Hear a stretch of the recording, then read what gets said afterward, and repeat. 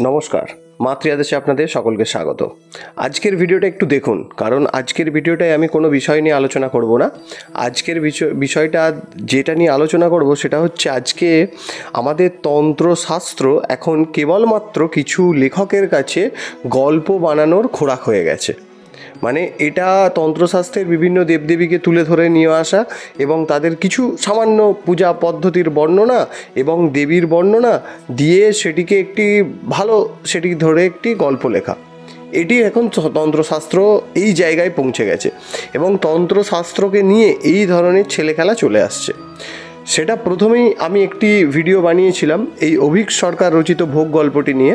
সেখানেও কিন্তু এই তন্ত্রোক্ত এক দেবী মাতঙ্গীকে এবং দেবী মাতঙ্গীর সাথে উচ্ছিষ্ট চণ্ডালিনী এই দুটোকে মিশ্রিত করে দেবী মাতঙ্গীর একটি ভয়ানক পুজো পদ্ধতি ওখানে দেখানো হয়েছে। এবং সেটাকে আমি মানছি, সেটা একটি গল্প বানানোর ক্ষেত্রে সেটা আপনারা করছেন, ঠিক আছে, কিন্তু সেক্ষেত্রে একটা জিনিস দেখতে হবে, আপনি যে ইনফরমেশানটা দিচ্ছেন সেই ইনফরমেশানটা মানুষকে যাতে ঠিকভাবে যায়। আপনি একটা ভুল ইনফরমেশান এবং ভুল গাইডেন্স দিতে পারেন না কোনো দিনই। আপনি যেই জিনিসটা জানেন না সেই জিনিসটা দেবেন না, কিন্তু আপনি গল্প বানানোর খাতিরে যেহেতু গল্পে গরু গাছে ওঠে, তার মানে আপনি দেবীকে পিশাচিনী বানাতে পারেন না, প্রথম কথা। দ্বিতীয়ত, আজকের ভিডিওটা আমি কেন বানাচ্ছি, আজকেও ঠিক এই রকমই একটি গল্প নিয়ে আমি যেহেতু আমি এই ধরনের গল্প শুনতে ভালোবাসি এবং শুনি, সেহেতু এই রিসেন্ট একটি গল্প নিয়ে আমি এই কথাটি বলছি। গল্পটি রিসেন্ট না, গল্পটা 1 বছর আগের। তো সেই বিষয়ের কিছু কথা যদি আপনারা শোনেন খুব ভালো হবে, আপনারাও জানতে পারবেন এই জিনিসগুলো কিন্তু মোটেও এরকম ধরনের নয় যেরকম শোনানো হয়। তো চলুন সেই সম্পর্কে কিছু তথ্য আপনাদের কাছে আমি আজকে তুলে ধরছি। তো বিষয়টি হচ্ছে, একটি খুব ফেমাস ইউটিউব চ্যানেল রয়েছে যেটার নাম মিডনাইট হরর স্টেশন, এবং সেটি সায়ক আমানের নিজস্ব চ্যানেল, এবং সেখানে তিনি বিভিন্ন লেখকের লেখা গল্প সেখানে তিনি বলেন এবং খুব সুন্দর পাঠ করেন, এবং সেখানে আমিও শুনি সব গল্প। কিন্তু মানুষ তো এখন এই সব গল্পের পিছনে প্রচুর ইন্টারেস্টেড। সেখানে 1 বছর আগে একটি গল্প লেখা হয়েছিল। গল্পটির নাম ছিল, বা গল্প বলা হয়েছিল, গল্পটির নাম ছিল মায়া, এবং সেইটির লেখক ছিলেন সৌমিত্র বিশ্বাস। এই মায়া গল্পটি নিয়ে আমার কোনো দ্বিধা নেই এবং এটা নিয়ে আমার কোনো বিরোধিতা নেই। আমার বিরোধিতাটা হচ্ছে যে এখানে একটি দেবীর উল্লেখ করা হয়েছে, এবং এই দেবীটি যে দেবীর উল্লেখ করা রয়েছে এই গল্পতে সেই দেবীকে পিশাচিনী বলা হয়েছে। কিন্তু ভাগ্যক্রমে সেটি, এবং তিনি সেখানে যে উদাহরণটি যে জায়গা থেকে তুলে ধরেছে, আমি সেই জায়গাতেই আজকে নিয়ে কথা বলবো, কোথা থেকে তুলে ধরেছে উদাহরণটি। তো প্রথমে আগে ভিডিওটি দেখুন।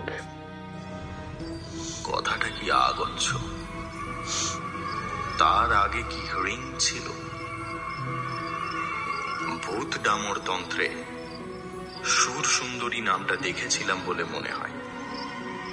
তিনি তো একজন পিশাচিনী, নর বলি, বিশেষ করে কুমারী বলি ছাড়া।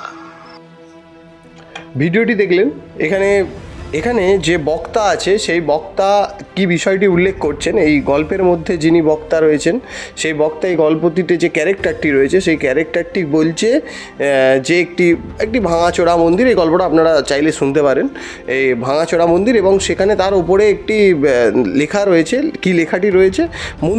মন্দিরের ওপরে একটি লেখা রয়েছে ভাঙাচোরা মন্দির। তো ভালো করে বোঝা যাচ্ছে না, মন্দিরটায় লেখা আছে ওং হ্রিং আগচ্ছ সুরসুন্দরী স্বাহা, এই মন্ত্রটি লেখা রয়েছে। এবং তারপরে তিনি বলছেন তিনি নাকি ভূত ডামর তন্ত্রে এই সুরসুন্দরী দেবীর উল্লেখ পেয়েছেন, এবং সেখানে ভূত ডামর তন্ত্রে নাকি লেখা রয়েছে এই সুরসুন্দরী দেবী হলেন একজন পিশাচিনী। এই যে উল্লেখটি তিনি করলেন, আমার এইখানেই বিরোধিতা। কারণ আমি গল্পটি শুনেছি এবং গল্পটা শোনার পর আমার এই জায়গাটায় খটকা লেগেছে, এবং কারণ আমি যেহেতু এই বিষয়টা নিয়ে পড়েছি, সেহেতু সামান্য যতটুকু পড়েছি ততটুকু থেকে আমার মনে হয়েছে একবার খুলে দেখা দরকার এবং এই বিষয়গুলোকে তুলে ধরা দরকার। কারণ তন্ত্রশাস্ত্র তন্ত্রশাস্ত্রে আপনি গল্প করতে যে আজকে আপনি কোনোদিনই এক দেবীকে পিশাচিনী সাজাতে পারেন না। এটা একদম বেমত হয়ে যাচ্ছে, এটাকে নেওয়া যাচ্ছে না, এগুলো নেওয়া যাচ্ছে না। এরকম প্রচুর গল্প রয়েছে এবং সেখানে এই ধরনের বিষয় অনেক জায়গাতেই আছে, খুঁজলে পাওয়া যাবে। এটা আমার কাছে একদমই এভিডেন্স সমেত আমার কাছে আছে, আপনাদের কাছে আমি স্ক্রিনে ছবিটা তুলে ধরছি। এটাই, এই স্ক্রিনশটটি নেওয়া হয়েছে ভূতরামর তন্ত্র থেকে। আপনি দেখতে পাচ্ছেন এখানে এই যে ভূতরামর তন্ত্রে এই সুরসুন্দরী দেবীর আপনি নামটাও চেঞ্জ করেননি। এই সুরসুন্দরী দেবীর যে মন্ত্রটি সেটিও উল্লেখ রয়েছে, দেখুন, ওং হ্রিং আগচ্ছ সুরসুন্দরী স্বাহা। এই মন্ত্রটি কিন্তু এখানেও উল্লেখিত রয়েছে এবং আপনি হুবহু সেই মন্ত্রটিকে তুলে ধরেছেন।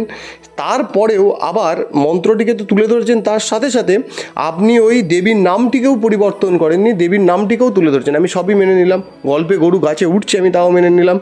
আপনি সেখানে যেহেতু গল্পটি লিখছেন তখন আপনার দেবীর নামটা চেঞ্জ করে দেওয়া উচিত, বা আপনার কোনো মনপ্রসূত নাম দেওয়া উচিত ছিল, আপনি সেটা দিলেন না। আপনি বই থেকে দেবীর নাম তুললেন, আপনি বই থেকে সেই সেম এক মন্ত্র তুললেন, কিন্তু আপনি শুধুমাত্র একটু রসানোর জন্য গল্পটিকে দেবীকে বানিয়ে দিলেন পিশাচিনী। এই যোগিনীরা, আমি আরেকটা জায়গা থেকে উদাহরণ দিচ্ছি, ইনি যারা এই গল্প বানানোর জন্য যেনাকে ইনি পিশাচিনী বানিয়েছেন তিনি আসলে কে? তো এরা হচ্ছেন, এই সুরসুন্দরী দেবী হচ্ছেন, এনারা হচ্ছেন, আমি আপনাদের কাছে আমি তুলে ধরছি, এটি বৃহৎ তন্ত্রসার থেকে তুলে ধরছি কৃষ্ণানন্দ আগম বাগীশ মহাশয়।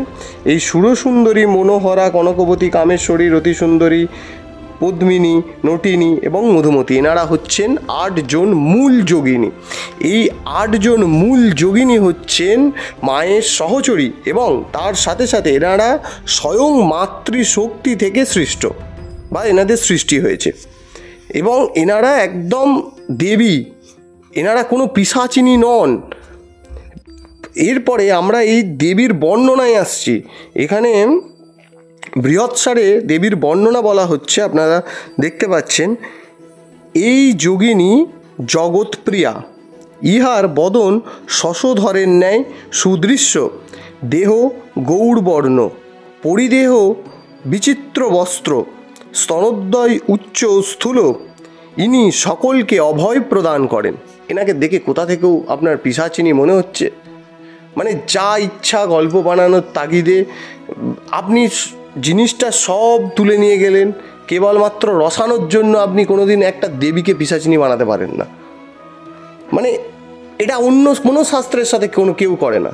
কোনো শাস্ত্রে আপনি এই জিনিসটা করে দেখুন দেখি। এটা কেবলমাত্র তন্ত্রশাস্ত্রেই এরকম এখন ইদানিং ঘটছে। নতুন নতুন লেখক উদ্ভব হচ্ছে, প্রচুর তন্ত্র পড়ছে এবং লিখছে প্রচুর গল্প। লিখুন, খুব ভালো কথা, আমিও শুনি গল্প, আমারও শুনতে খুব ভালো লাগে, তা নিয়ে কোনো আমার বিরোধিতা নেই। কিন্তু আপনি যেটা বানাচ্ছেন সেটা মানুষকে ঠিক ইনফরমেশান দিন। আপনার গল্পটা প্রায় 3 লক্ষ মানুষের ওপর শুনেছে। এই 3 লক্ষ মানুষের কাছে কি গাইডেন্স গেছে যে এই দেবী, এই নামের একজন দেবী, ইনি হলেন পিশাচিনী। সেটি কোথায় উল্লেখিত রয়েছে? ভূতরামরে। এই 3 লক্ষ মানুষের কেউ তো আর খুলে দেখতে যাবে না ভূতরামরে কোথায় উল্লেখিত রয়েছে, বা এনারা হয়তো জানেনই না ভূতরামর তন্ত্র কোথায়, কী বই, কোথায় পিডিএফ। ভূতরামর তন্ত্রের কোনো বইও পাওয়া যায় না এখন চট করে খুঁজলে। এদিক সেদিক থেকে অনেক, যাদের কাছে পুরনো অনেক বই হয়তো তোলা রয়েছে, সেগুলি আলাদা, নতুন করে আপনি খুঁজলে চট করে পাবেন না। তো আপনি সেই রকম একটা সেন্সিটিভ টপিক নিয়ে আপনি সেটাকে তুলে ধরছেন, আপনি সেই জিনিসটাকে গল্প বানানোর খাতিরে তুলে ধরছেন, সব ভালো কথা। আপনি সেটাকে দেবীকে দেবী আখ্যাই দিন। আপনি দেবীকে যখন পিশাচিনী আখ্যা দিচ্ছেন তখন সেই বিষয়টা আপনাকে তুলে ধরাটা উচিত নয় এবং দেবীর নাম পরিবর্তন করা উচিত ছিল। অথবা আপনি অন্য কোনো পিশাচ গোত্রীয় কোনো কিছু জিনিসের নাম তুলে সেই জায়গায় দিতে পারতেন। আপনি চোখের দেখা একটা নাম পেয়েছেন সেই জায়গায়, বা কোথা থেকে ঝেপে ঝুপে জোগাড় করেছেন, সেটাকে আপনি সেইখানে চিটিয়ে দিয়েছেন সঙ্গে সঙ্গে। এটা কেবলমাত্র তন্ত্রশাস্ত্রেই হচ্ছে এবং তন্ত্রশাস্ত্রের এইসব দেবদেবীদের নামকে তুলে ধরে এবং এই বিভিন্ন ধরনের পুজো পদ্ধতি বেশ মানুষ যাতে খায়, এই জিনিসগুলো মানুষ পছন্দ করছে, এই জিনিসগুলো খাওয়া পছন্দ করছে, তার জন্য এই জিনিসগুলোকে তুলে আপনাদের দেওয়া, আর অন্য কিচ্ছু না, আর অন্য কিচ্ছু না। আপনি অন্য কোনো শাস্ত্রে এই ধরনের একটা কিছু লিখে দেখুন দেখি, খিস্তিতে মানুষ উড়িয়ে দেবে। প্রথমত তো মানুষ জানে না আদৌ কি লিখছেন, কোথায় কি লিখছেন, কে লিখছে, কোথা থেকে লিখছে, তার জ্ঞান নেই। আপনি 3 লক্ষ মানুষ যে দেখলো, সেই 3 লক্ষ মানুষের পুরো কনসেপ্টটাই আপনি এটা বসিয়ে দিলেন। যেমন এই একই জিনিস হয়েছিল অভিক সরকার রচিত ভোগগল্পে, যেখানে উচ্ছিষ্ট চণ্ডালিনী হচ্ছেন আলাদা একজন এবং মা মাতঙ্গী হচ্ছেন আলাদা একজন। এই দুটোকে এক কাছে করে দিয়েছিলেন। করে একটা জগা খিচুড়ি পাকিয়ারি গল্প স্থাপন হয়েছিল। গল্পটা যথেষ্ট মানুষ উপভোগ করেছে, কিন্তু মানুষের কাছে যতজন মানুষ এই গল্পটি শুনেছে তাদের কাছে সম্পূর্ণ একটি ভুল ইনফরমেশন শেয়ার হয়েছে, তা ব্যতীত আর কিচ্ছু না। তাই তেনাদের কাছে যদি আমি যে হট করে প্রশ্ন করি যে মা মাতঙ্গী কে, তেনাদের কাছে একটা উগ্র ভয়ানক এই ধরনের এইরকম উচ্ছিষ্টভাবে তার পুজো পদ্ধতি হ্যান ত্যান এইসব ব্যাপার, তাদের কাছে এই মিসকনসেপ্টটাকে যাচ্ছে। এবং এরকম গল্প প্রচুর খুঁজলে পাওয়া যাবে, প্রচুর পাওয়া যাবে যে এরকম ধরনের উল্টো পাল্টা মিসকনসেপ্ট আপনারা তুলে ধরছেন।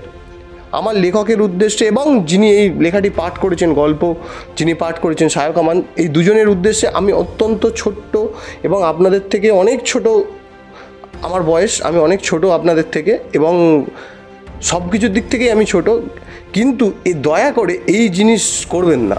যারা নতুন লেখক লিখছেন, তন্ত্রকে পড়ে তন্ত্রকে জেনে আপনারা সেটা থেকে একটা মানুষ যাতে বুঝতে মানুষের সুবিধা হয় এবং মানুষের কাছে যেন সঠিক ইনফরমেশান যায় সেটা তুলে ভিডিও বানান বা গল্প তৈরি করুন বা গল্প লিখুন, গল্প বলুন, তাতে কোনো দ্বিধা নেই। কিন্তু আপনারা একদম একটা গল্প বানানোর জন্য একটা দেবীকে পিশাচিনী করে দেওয়া, এটা একদম নেওয়া যাচ্ছে না, এগুলো নেওয়া যাচ্ছে না। এটা একদম তীব্রভাবে আমার বিরোধিতা রইল এবং এই বিষয়গুলো আমি গল্প যদি শুনি, আমি যদি পাই, আমি কিন্তু তুলে ধরবো এবং এগুলো সাধারণ মানুষের কাছে নিয়ে আসার প্রয়োজন রয়েছে। কারণ সাধারণ মানুষ এই গল্পগুলোকে শুনছে, মজার ছলে নিচ্ছে এবং তাদের মধ্যে বিন্দুমাত্র কোনো জ্ঞান ঢুকছে না, তারা একটা ভুল কনসেপ্টকে বহন করে চলছে। তো এই ছিল আজকে আমার বিষয়বস্তু বলার, এবং অন্য কিছু না, এই বিষয়বস্তুগুলো মানুষের জানার দরকার রয়েছে এবং যিনি লিখছেন তাকেও, তিনি একটা লেখক হিসেবে তার একটা দায়িত্ববান হয়ে লেখারও দরকার রয়েছে এবং তিনি কী লিখছেন, কেন লিখছেন। তিনি মানছি গল্প বানাচ্ছেন, গল্প লিখছেন, গল্প যে ঝাল মশলা দিয়ে গল্প তৈরি করতে যে আপনি একটা নোংরা পর্যায়ে গল্পটাকে নিয়ে চলে গেলেন এবং সেখানে একটা দেবীকে পুরো সম্পূর্ণ চেঞ্জ করে দিলেন, একটা অন্য ফরম্যাটে নিয়ে চলে গেলেন, হয় না, এগুলো হয় না, এগুলো মানা যাচ্ছে না। আপনি কিন্তু অন্য শাস্ত্রের কোনো দেবদেবীকে কোনোভাবে চেঞ্জ করতে পারবেন না, বা সেইটা যদি কেউ শোনে সেটা কিন্তু আপনাকে হেভি খিস্তি খাবারি করবে, বিশ্বাস করুন। আমি আজকে এটা পেয়েছি, আমি কিন্তু এর কমেন্ট বক্স চেক করে দেখেছি, এখানে কেউ কিন্তু খুব একটা দেখলাম না কিছু এরকম বিরোধিতা এসছে বা কিছু।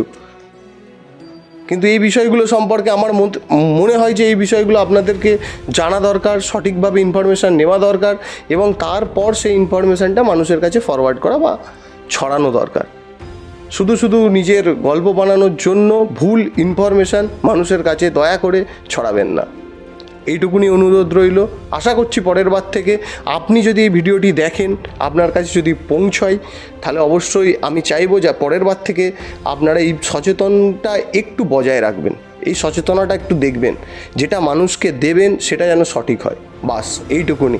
কারণ মানুষ এমনিই তন্ত্রশাস্ত্র থেকে অনেক দূরে, তার উপর আবার এই ধরনের ভুল কনসেপ্ট গল্পের মাধ্যমে আপনারা ইনজেক্ট করতে থাকবেন একটা করে, সে হিতে বিপরীত ঘটবে এবং আপনাদের ক্ষেত্রেও বিষয়টা শুভ হবে না।